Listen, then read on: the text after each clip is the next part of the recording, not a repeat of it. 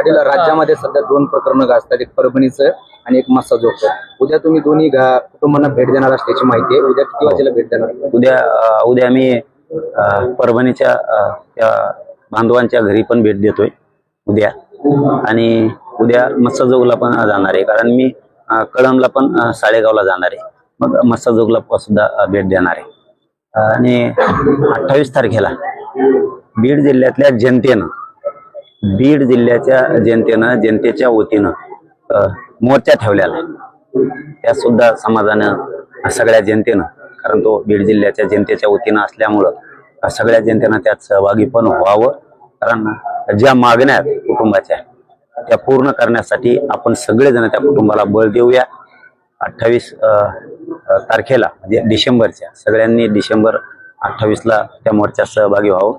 कारण ते मॅटर नाही दबू देत, कोणाचा पण बाप येऊ दे, ते मॅटर नाही दबू देत. सगळेच होणार आहेत बीड जिल्ह्याच्या जनतेच्या